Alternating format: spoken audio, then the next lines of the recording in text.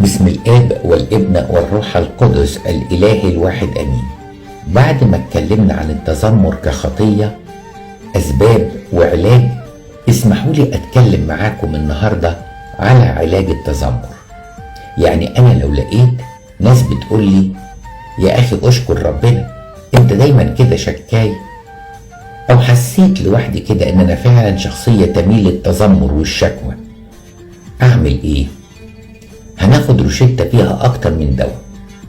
الدواء الأولاني إدراك أن التذمر لا يحل مشكلة، يعني في أوضاع بتحاول فيها تغيرها وممكن تغيرها، وفي أوضاع تانية مش ممكن هتتغير.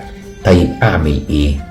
اللي مش هقدر أغيره لازم أتعود إن أنا أقبله. ناخد مثل، فرضا أنا شخصية قصيرة القامة، ومن صغري في المدرسة بيقولوا لي يا قصير، وبعدين لما كبرت الموضوع ده استمر معايا، وتريقة من زمايلي في الجامعة وأنا كنت بضحك من ورا قلبي، لكن أنا الموضوع ده تعبني، ومتذمر على الوضع ومتذمر على الله ومتذمر على نفسي. طيب عايز أسأل سؤال، هل التذمر ده يخليني أطول؟ الحقيقة لأ، يبقى لازم أتعايش مع الوضع وأقبله. مثل تاني، أنا زوجتي أو زوجي مش كل حاجة فيهم عجباني، يعني في اختلاف في الطباع، في اختلاف في الأسلوب، في اختلاف في التكوين، المشكلة إن في حاجات مش عجباني. طب أنا عاوز أسأل نفسي سؤال، هو أنا هقدر أغيرها؟ حاولت ومنفعش، يبقى ما تعبش نفسي واقبل الفكرة إن التذمر مش هيحل مشكلة، واللي مش هقدر أغيره لازم أقبله.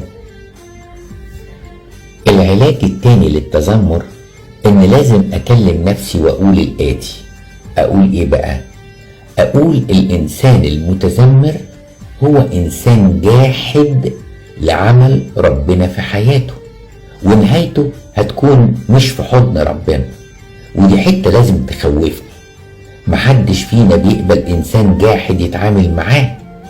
طيب ربنا بقى صانع الخيرات وكل المحبة، واداني حاجات أنا مش شايفها، مش شايف قد إيه نعمه حواليا كتير، زي ما اديتكم أمثلة في الأيام اللي فاتت.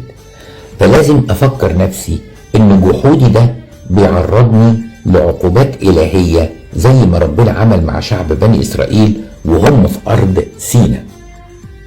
بس الموضوع كمان لسه فيه علاجات تانية، بس عشان وقتنا سرقنا النهاردة هنكمل علاجات التذمر بكرة بنعمة ربنا. صباح الخير.